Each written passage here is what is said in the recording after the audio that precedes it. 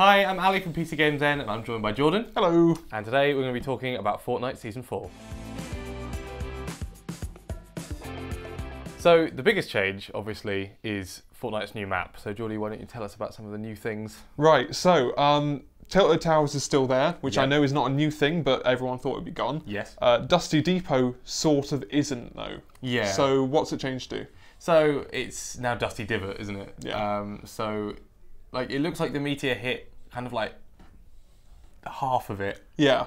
It's like sheared away half of it. So there's now an enormous impact crater and 1.5 warehouses. 1.5 warehouses, yeah. Exactly. And in the crater, there's sort of like a research base. Yep. And there's also loads of hop rocks. Yes, these are odd. Yeah. I'm gonna say they're like instant consumables. And what they do is they have this low gravity effect, and you can jump higher. Yep. And you can take no fall damage. Yeah, which is a lot of fun, but quite how it's going to work with the game as a whole, I'm not entirely sure about. Like I've dropped a couple of times, and it's made for those John Wick skins who are so good at dropping those shotgun hits on you. Yeah.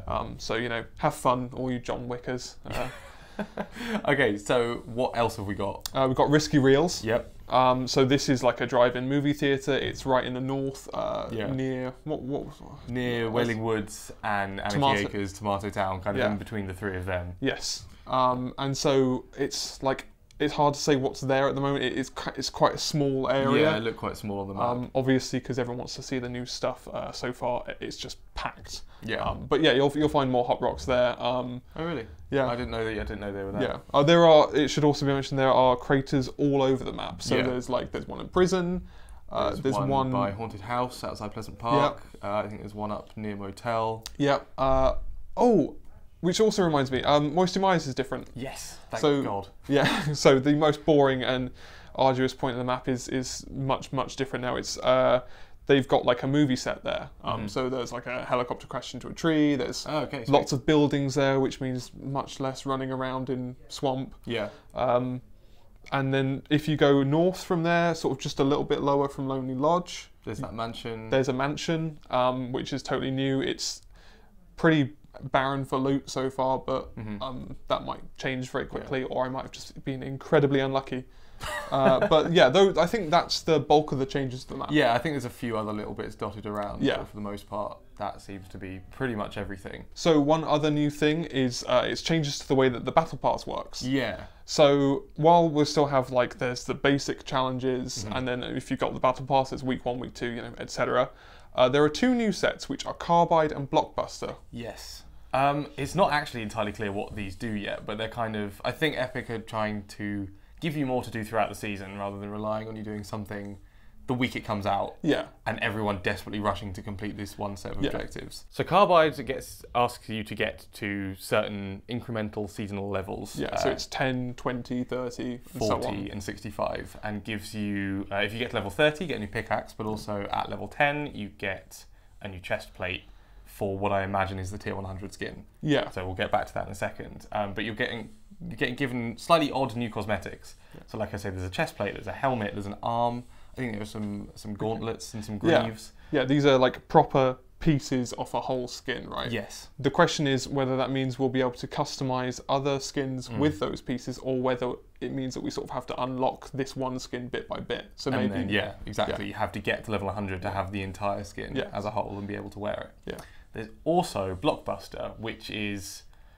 It just encourages you to complete as many full sets of weekly challenges as you can. So obviously there's battle passes, and there's battle stars for everything. So, it doesn't matter how many you achieve, you get the battle stars. But you can just stop after 4 out of 7 challenges every week, because you get the extra battle pass, the extra battle stars, and you get the extra XP. This will now reward you for completing whole sets. If you complete 1 whole set, you get a mystery reward. If you complete 2 whole sets, you get another mystery reward up to 7. If you've unlocked all 7 of those mystery rewards, which look to be maybe like either cinematics, because it's called Blockbuster, or loading screens. Loading screens, which could be my suggestion. I think you get a new skin. Right. That obviously is shadowed out, and no one's going to unlock that for at least 2 months, really, because you can't complete 7 weeks worth of challenges until there have been 7 weeks worth of challenges. The final thing, this isn't technically a battle pass challenge, but there's new starter challenges. Right, okay. So if you don't own a battle pass, there are kind of ongoing challenges that you can complete that will still reward you battle stars for the free tiers of the battle pass rewards. Yeah. So these are things like win a match, play 10 games with friends, eliminate 100 opponents or something like that. So it's like it's outlive 1,000. Outlive 1,000 opponents. That's it. And it's the idea is these are things to keep you busy for an entire season, or at least for several weeks, rather than just being able to complete them inside a few days. So sticking with the battle pass, there are brand new cosmetics. So why don't you tell us a bit about them? Yep. So as usual, there's new contrails, there's new skins, there's new emotes, there's new everything. But there's also new sprays. Yeah. So we've never had sprays in Fortnite. They work, I think, just like they do in Overwatch. Something you paste on a wall somewhere, right? Yeah, and they'll just hang around for that match. Yeah, and there's some quite good ones. There's one like looted. Yeah. So like if you've just taken a chest, you could pop that down as if like to mock whoever's next going towards it. I think my favourite one is trapped at the moment. What does that do? It just it says that an area is trapped. Right. Okay. And then it obviously encourages people to not, or discourages people from going into it. Right, which is a nice thing, I suppose. I don't know. I feel like you don't think anyone will be nice, but okay. No, but there's also like a window and a tunnel that you just spray on a wall, and I quite very like Roadrunner. That. Yeah, exactly. But yeah, they're nice, I suppose, a nice little addition, something else you can put on. One little small change is also emotes now. You can, in-game, if you scroll your mouse wheel up in the emote menu, you'll get access to the ones that are in your locker. So you it have doesn't... your full range of emotes. Yeah, so you don't have to worry about what you've got equipped. Okay, that's cool. And finally, we're saying goodbye to the crossbow. A damn shame. It's going to the vault. Which is fine. I don't think anyone's really going to be really upset about it. No, it wasn't great. I think it had its uses, but I think I'm also quite alone in thinking that. Yeah. In the office and within the wider Fortnite community. Yeah, it didn't do enough damage. It was just not fun to use. It was not what you picked up in any situation, and apart from sheer desperation. Yeah. Or it being literally like the first item you got out of a chest.